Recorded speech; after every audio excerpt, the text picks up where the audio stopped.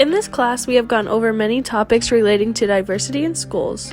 Some topics we have gone over are race, disabilities, learning disorders, and religion. Race was a big issue, not only in schools, but the world. We discussed Plessy versus Ferguson, Brown versus Board of Education, Ruby Bridges, and many other events that led to the way education is now. Get out of the way!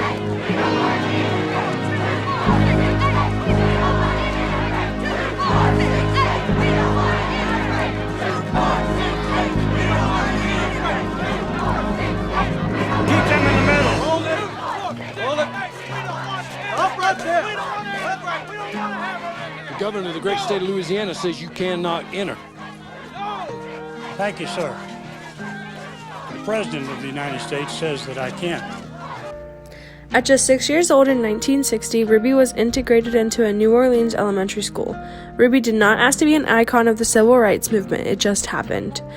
When asked in 2007, Ruby said race is still an issue in our country.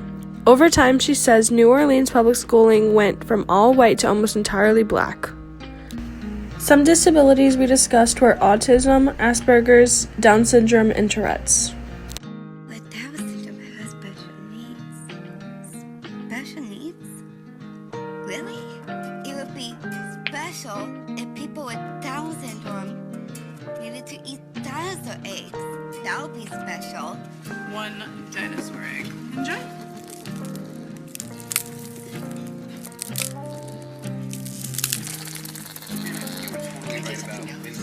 That would be special. But what we really need is education, jobs, and opportunities, friends, and some love. Just like everybody else. Are these needs special? Down syndrome is the most commonly occurring chromosomal condition. Approximately 1 in every 700 babies in the United States is born with Down syndrome, about 6,000 each year. Some learning disorders we went over were speech impairments, OCD, and bipolar disorder. Compulsive disorder, or OCD. You probably know that condition is characterized by unwanted, repetitive thoughts, which become obsessions, which are sometimes accompanied by actions, which become compulsions. And it is a great example of a psychological disorder that could use some mental health myth-busting. Being neat and orderly and fastidious does not make you OCD. OCD is a debilitating condition whose sufferers take normal behaviors like washing your hands or double-checking that you turned off the stove and perform them compulsively. And they often use the thoughts and behaviors associated with OCD are often driven by a fear that is itself obsessive, like if you don't go to the kitchen right now, your house will burn down and your child will die, which makes the condition that much more distressing and self-reinforcing. There are treatments that help OCD, including certain kinds of psychotherapy and some psychotropic drugs. The key here is that it is not a description for your roommate who cleans her bathroom twice a week or the guy in the cubicle next to you who only likes to use green felt tip pen. Obsessive-compulsive disorder, or OCD, is an anxiety disorder characterized by uncontrollable, unwanted thoughts and repetitive, ritualized behaviors you feel compelled to perform.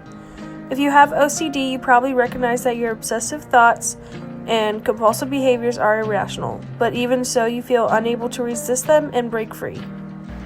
When teaching in the United States, you're going to run into a lot of different religions, and that's something that you're always going to have to accommodate to. From my experience in being part of an international school with students from different religions, disagreements may appear naturally among us. For example, a kid of a certain religion says something about another religion he fully doesn't understand.